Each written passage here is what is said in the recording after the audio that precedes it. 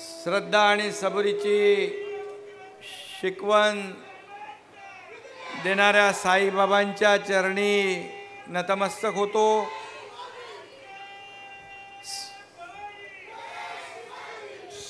समोर विजय असो।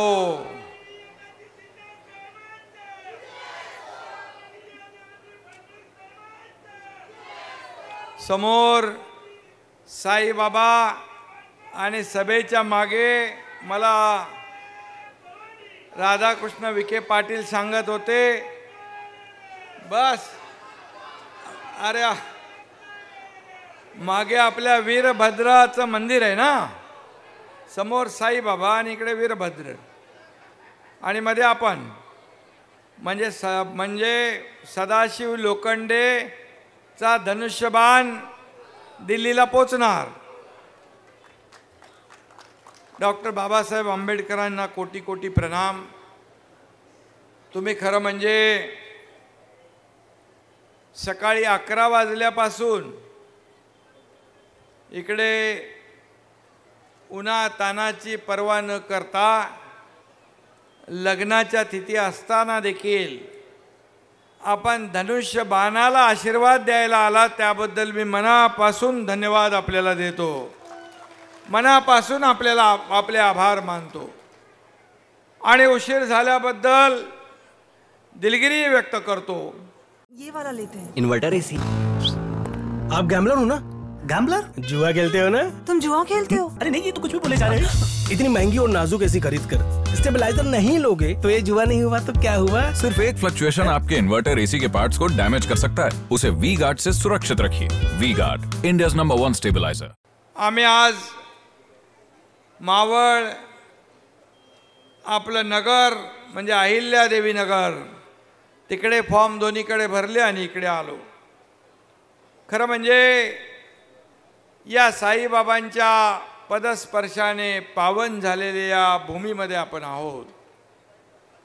मगाशी देवेंद्रजी म्हणाले, श्रद्धा सबुरी प्रत्येकाच्या आयुष्यामध्ये साईबाबांची शिकवण प्रत्येकाने आचरणात आणली पाहिजे आणि खऱ्या अर्थाने या शिर्डीमध्ये आल्यानंतर एक वेगळा आनंद, एक वेगळा समाधान, एक वेगळी अनुभूती बाबांच्या या शिर्डीमध्ये आपल्याला अनुभवायला मिळते। आणि म्हणून आपल्या सगळ्यांच्या आशीर्वादाने, साईबाबांच्या आशीर्वादाने महायुतीचे उमेदवार आपले सदाशिव लोखंडे यांना मागच्या वेळेत देखील आपले पालकमंत्री राधाकृष्ण विखे पाटील यांच्या सहकार्याने ते खासदार झाले। 5 वर्ष, त्याच्यापूर्वीची 10 वर्ष होते ना लोखंडे, 10 वर्ष त्यांनी या शिर्डी लोकसभा मतदारसंघामध्ये सेवा करण्याचं काम केलं। खरं म्हणजे आता तर पहिले आपण शिवसेना भाजपा युती होती आणि तुम्ही त्यांना निवडून दिलं। आता आपल्याबरोबर राष्ट्रवादी आहे, आपल्याबरोबर मनसे आहे, आपल्याबरोबर RP आहे, आपल्याबरोबर जोगेंद्र कवाडे गट आहेत, आपल्याबरोबर महादेव जानकर आहेत, कितीतरी लोक आहेत आपल्याबरोबर।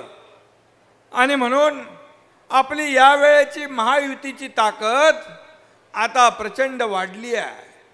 आज जिकडे जिकडे आम्ही जातोय या महाराष्ट्रामध्ये सगळीकडे महायुतीचा जय जयकार आणि मोदीजींचा जय जयकार ऐकायला मिळतोय। खरं म्हणजे हे उगाच होत नाही।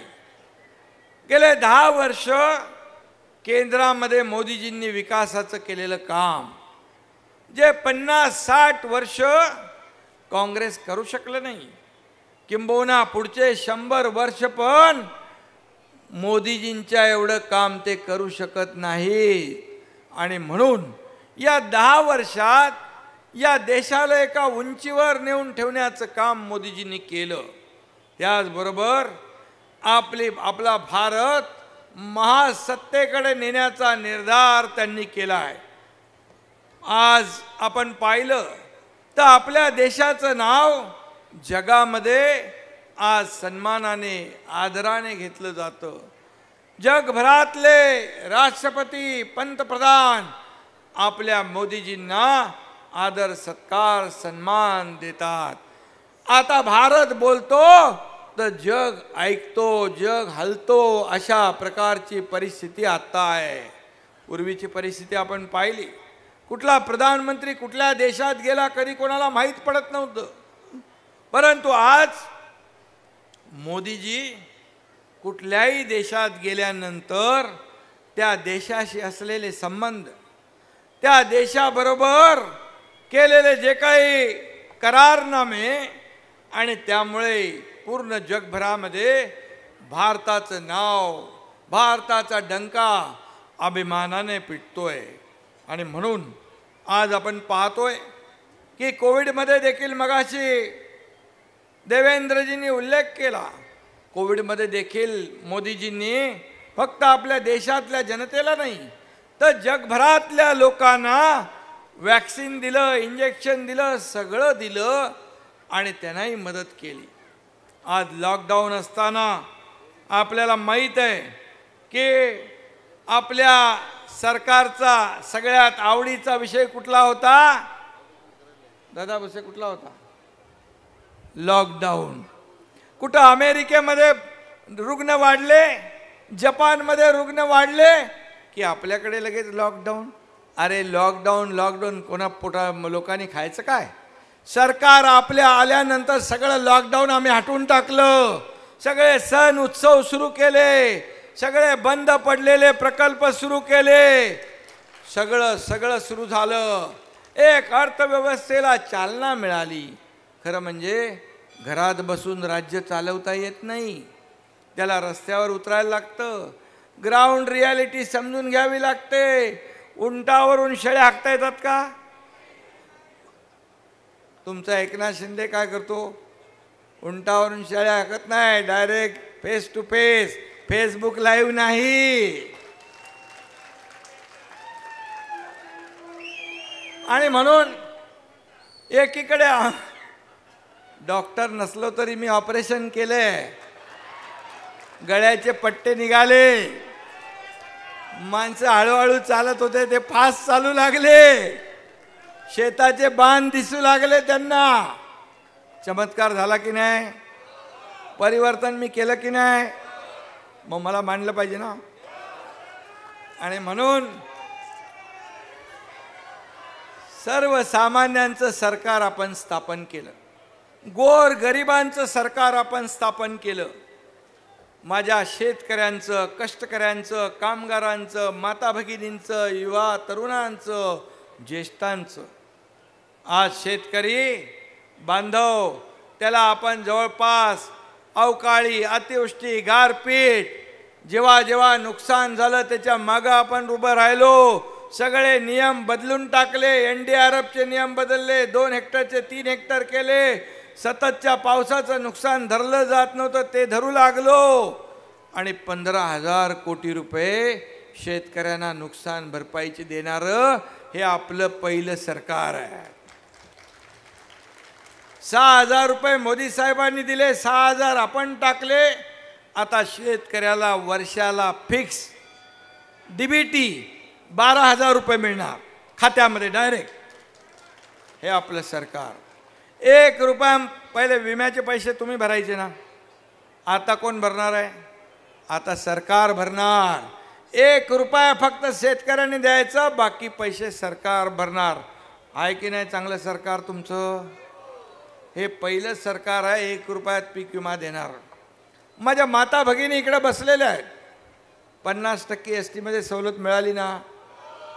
आता काय तुम्ही म्हणता आपल्या मालकाला, तुम्ही थांबा, अर्ध्या तिकिटात मी जाऊन येते बाजारात करून. आणि तुमच्यामुळे तोट्यात असलेली ST फायद्यात चालली. ज्येष्ठांना 50%, 75 वर्षाच्या वरच्या लोकांना फ्री.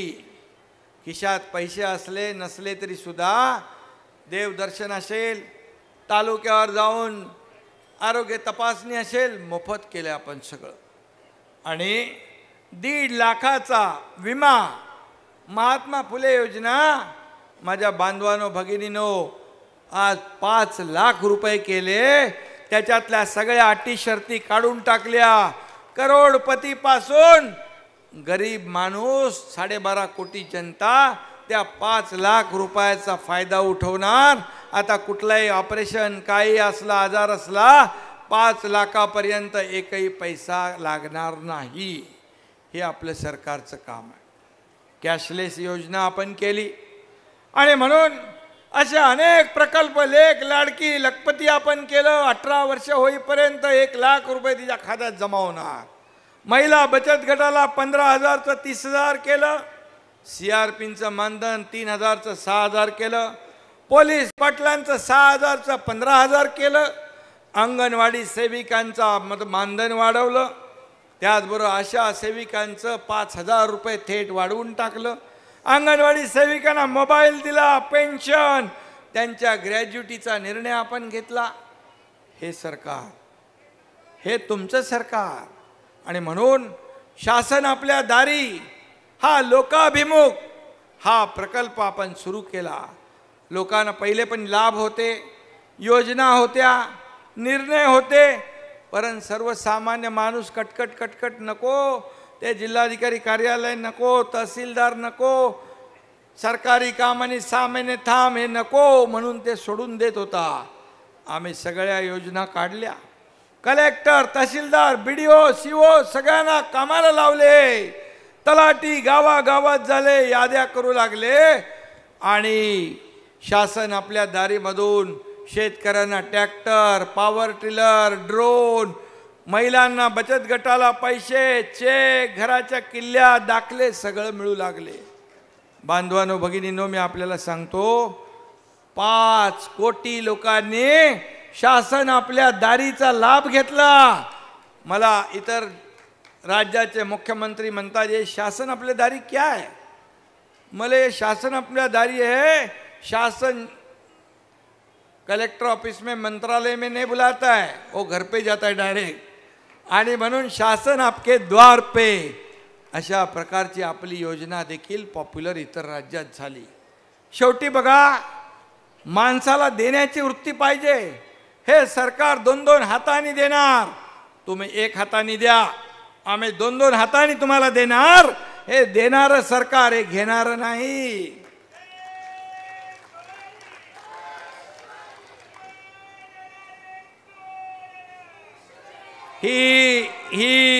ही लेना बँक नाही, ही देना बँक आहे. म्हणून द्यायचं आम्हाला माहित आहे. आणि मग पहिल्या दिवसापासून मी आणि देवेंद्रजी पहिले दोघंच होतो. पहिल्या दिवसापासून सिंचनाचे प्रकल्प, शेतकऱ्यांचे प्रकल्प, हे सगळे प्रकल्प दुष्काळीग्रस्त भागात वाया जाणारं पाणी वळवण्याचे प्रकल्प आम्ही हाती घेतले. आज निळवंडेचं तर तुम्हाला माहीत आहे किती 50 वर्ष लागले. दर निवडणुकीमध्ये पुढच्या वेळेस करतो, ती निवडणूक गेली की पुढच्या वेळेस करतो. 50-60 वर्ष झाले पण निळवंडे धरम होत होतं. विखे पाटील आणि लोखंडे, मोदीजींनी त्याचं उद्घाटन केलं. हे महायुती सरकारमध्ये झालं. हे आपलंच सरकार करू शकतं. आणि म्हणून आज मी आपल्याला एवढंच सांगतो, केंद्रामध्ये ज्या योजना आज लखपती काय ती दीदी, लखपती दीदी, ड्रोन दीदी, अरे उज्ज्वला योजना, जनधन योजना, आपल्याला घर घ्यायचं असेल तर 1 रुपया स्टॅम्प ड्युटी माफ केली. अनेक योजना आहेत. महिला भगिनींच्या मगाशी सांगितलं देवेंद्रजींनी.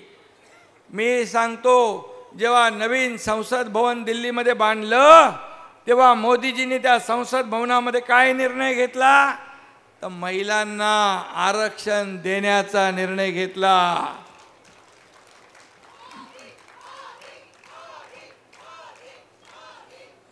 बांधवांना नुकसान नाही होणार, काळजी करू नका. का आपल्या घरातली महिला आमदार खासदार झाली तर एक आपली पत्नी आमदार खासदार आणि मग तो पती देखील आमदार खासदार, म्हणजे एका घरात 2-2 डबल काम करू शकतो ना, अधिकार प्राप्त होतात. आणि म्हणून आज हे सरकार जे काम करतंय, एकीकडे मी सांगतो महाविकास आघाडी आहे, त्यांच्याकडे अहंकार आहे आणि आपल्याकडे आत्मविश्वास. अहंकार विनाशाकडे घेऊन जातो, आत्मविश्वास विजयाकडे घेऊन जातो. हा फरक आहे. मला सांगा, तुम्ही जर आपण विचारलं कुणाला, तुम्हाला या देशाचे प्रधानमंत्री कोण पाहिजे, मोदीजी पाहिजे का राहुल गांधी पाहिजे, काय सांगणार? मोदी मोदी का करता तुम्ही? कारण मोदीजी 10 वर्षात एकही सुट्टी न घेणारा प्रधानमंत्री कोण? त्यांचं नाव नरेंद्र मोदी. पूर्ण जीवन त्यांनी समर्पित करून टाकलंय. आज बघा, उन्हात तानात कडाक्याच्या उन्हाची पर्वा न करता ते फिरतात देशात. आणि दुसरीकडे आपले राहुल बाबा थोडं गरम झालं की थंड हवा खायला परदेशात जातात आणि तिकडे जाऊन आपल्या देशाची बदनामी पण करतात. मग कोण पाहिजे? मग म्हणून कुणालाही स्वप्नात देखील विचारलं तरी सुद्धा सांगेल मोदी मोदी मोदीच पाहिजे. आणि म्हणून मी आपल्याला एवढं सांगतोय, सरकार आपलं डबल इंजिनचं सरकार आहे. डबल इंजिन सरकार या राज्यात काम करतंय. तुम्ही मला सांगा, सगळीकडे चौफेर विकास होतोय. कुठे असा विभाग आपण बाकी ठेवला नाही. समृद्धी महामार्ग तुमच्या बाजूने जातोय ना, समृद्धी महामार्ग बाजूने जातोय. हा समृद्धी महामार्गाचं उद्घाटन मोदीजींनी केलं. त्याचं नाव आपण ठेवलं हिंदू हृदय सम्राट बाळासाहेब ठाकरे. कारण बाळासाहेबांच्या विचाराचं सरकार आपण स्थापन केलंय. बाळासाहेबांच्या विचाराचं सरकार आपण स्थापन केलंय. दिघे साहेबांच्या विचाराचं आपण सरकार स्थापन केलंय. आणि समोर बाळासाहेबांच्या विचार सोडले, महाराष्ट्रातल्या तमाम जनतेशी विश्वासघात केला आणि खुर्चीसाठी, मुख्यमंत्री बनण्यासाठी तुम्ही तडजोड केली काँग्रेस बरोबर. ज्या बाळासाहेबांनी सांगितलं की काँग्रेसला लांब ठेवा, माझ्या पक्षाची काँग्रेस होईल तेव्हा माझं दुकान बंद करेन, त्यांना तुम्ही खांद्यावर घेतलं, डोक्यावर घेतलं. काय मिळवलं? दुकान बंद झालं, माणसं सगळी निघून गेली. आणि म्हणून आज मी आपल्याला सांगतो की हे विकासाचं सरकार आहे, हे विकास करणारं सरकार आहे. आपला अजेंडा काय आहे? विकास विकास विकास. आज ते काय म्हणतात? आज बाबासाहेब आंबेडकरांचं संविधान बदलणार, 400 आले तर. मला सांगा, संविधान दिन 50-60 वर्ष झाली कधी काँग्रेसनी साजरा केला होता? मोदीजींनी सुरुवात केली 2015 साली. संविधान दिन साजरा करण्याला सुरुवात मोदीजींनी केली. बाबासाहेबांना निवडणुकीत पाडलं कोणी? काँग्रेसनी पाडलं. बाबासाहेब म्हणायचे, हे काँग्रेस जळकं घर आहे, याच्या बाजूला उभा राहू नका. आणि म्हणून आज देशामध्ये मोदीजींची गॅरंटी चालते.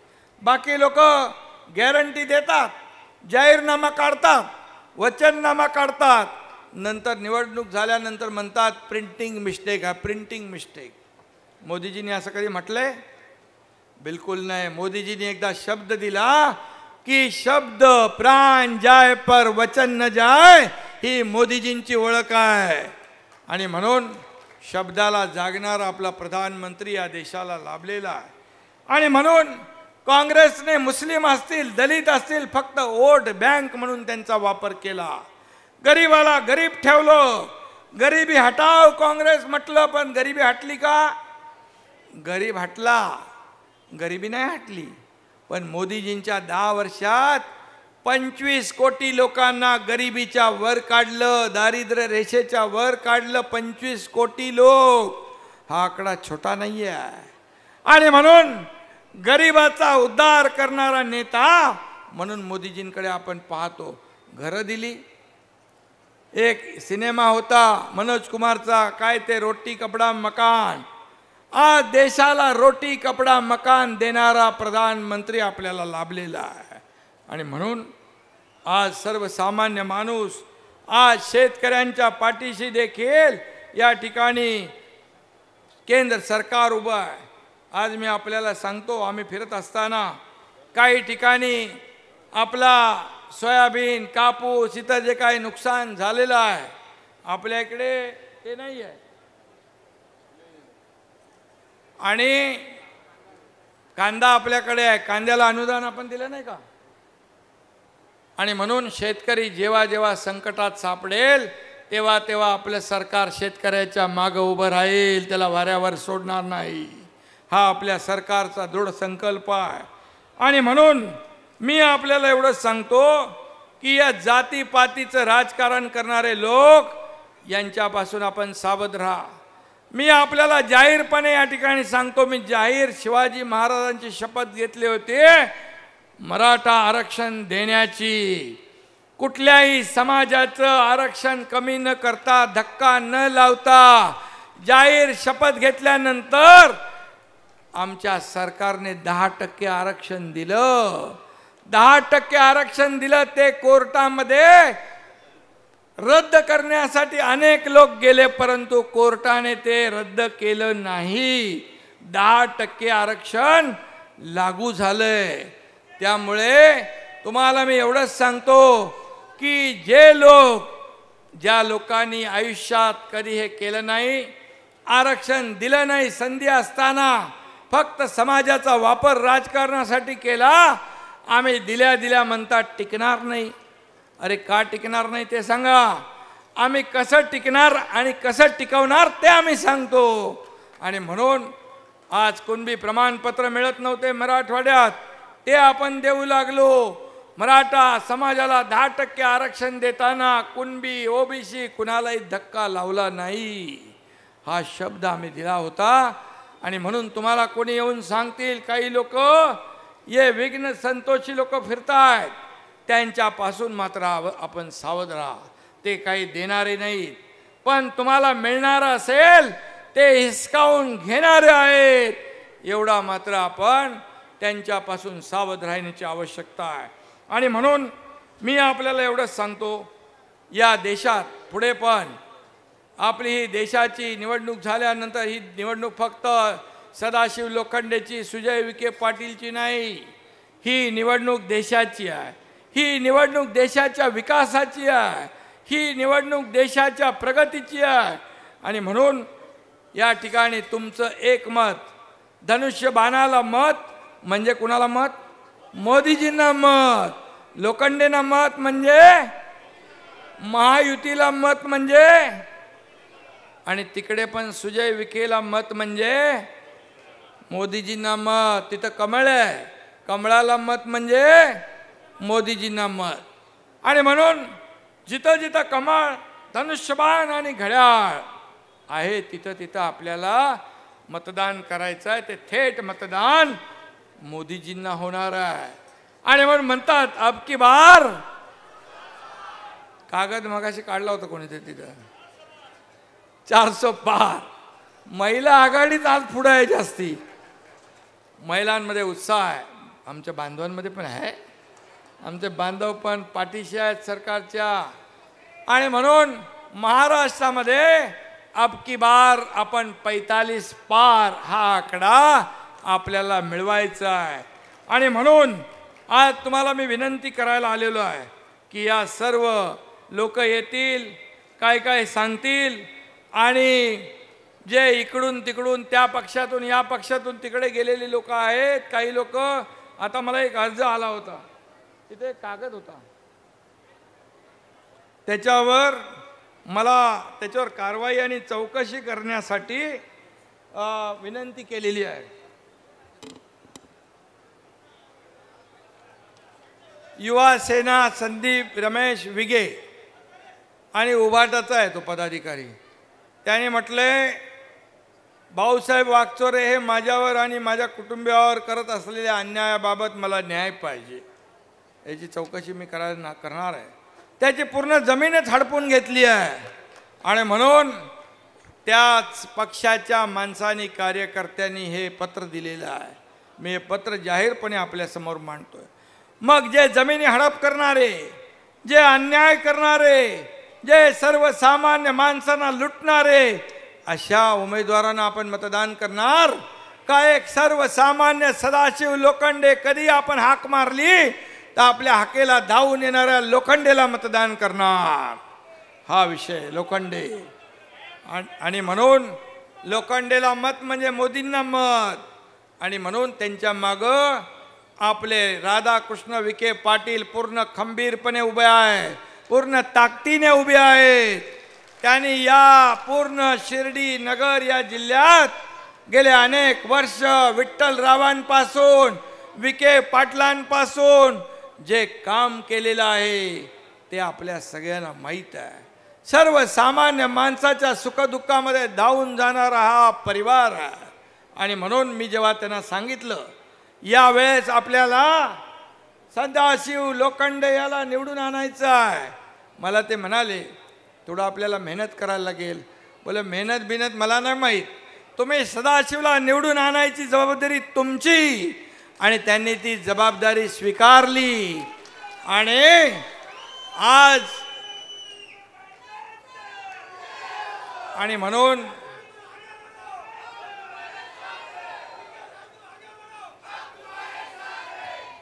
म्हणून आज ही निवडणूक आपल्याला महत्त्वाची आहे. तुम्ही सगळेजण आहात, महायुती आहे, आपलं सरकार आहे, केंद्र सरकार आहे. तुम्हाला फक्त एवढंच केंद्राने निर्णय घेतलेले सुरू केलेल्या योजना लोकांपर्यंत पोचवायची आहेत.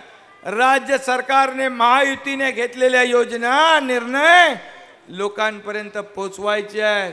तुम्हाला मान खाली घालून मतदारांकडे जाण्याची संधी आम्ही ठेवलेली नाही, कारण आम्ही 24 तास काम करणारे लोक आहोत. सगळे लोक, मी उशिरापर्यंत पहाटे काम करतो, पहाटे अजितदादा काम करतात, दिवसभर देवेंद्रजी काम करतात. हे 24/7 हे काम करणारं सरकार आहे आणि घरी बसणारं नाही. त्यामुळे आरोप आरोप आरोप आणि म्हणून त्या आरोपांना आम्ही कामाने उत्तर देऊ. आरोप किती करा पण आम्ही कामाने उत्तर देऊ. आणि जनता, ये जनता है सब कुछ जानती है. आणि म्हणून आज लोक कामाला उत्तर देतात, विकासाला उत्तर मत देतात.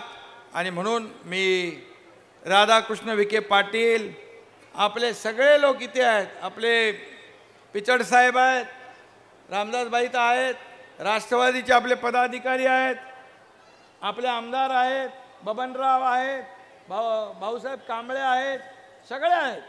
ही सगळी माणसं, सगळ्यांची मी नावं घेत नाही, पण शिवसेना, भाजप, राष्ट्रवादी, मनसे, RPI, कवाडे गट, महादेव जानकर गट, रासप, अजून कोण आहे बाबा, अजून नवीन नवीन जॉईंट होत आहेत. आणि म्हणून आमदार काळे साहेब पण आहेत, तेही आपल्या बरोबर आहेत, सगळे आपल्या बरोबर आहेत. तुम्ही फक्त बरोबर 13 तारखेपर्यंत एकदम डोळ्यात तेल घालून काम करा. तुम्हाला पुढची 5 वर्ष सदाशिव लोखंडेकडून एकही शिकायत का मौका आपको नहीं मिलेगा, एकही तक्रार करायला संधी मिळणार नाही, हा शब्द मी देतो. आणि आम्ही दोघं आहोतच, आपली दोघांची जिम्मेदारी आहे ना. आणि म्हणून आपण सगळेजण आज मोदीजींचं काम, या देशाचे प्रधानमंत्री मोदीजींना पुन्हा प्रधानमंत्री बनवण्यासाठी एक एक खासदार निवडून पाठवणं गरजेचं आहे. आणि शिर्डी हे मोदी साहेबांचं पण श्रद्धेचं ठिकाण आहे. आणि म्हणून शिर्डीतला खासदार तुम्हाला प्रचंड मताधिक्याने पाठवावाच लागेल अशा प्रकारची विनंती आपल्याला करतो। मगाशी मला पालकमंत्र्यांनी सांगितलं नेवासामध्ये ज्ञानेश्वर महाराजांनी ज्ञानेश्वरी लिहिली आहे आणि पालकमंत्र्यांनी त्याचा विकास आराखडा तयार केला आहे। मी आपल्याला सांगतो या विकास आराखड्याला एकही पैसा कमी पडू देणार नाही।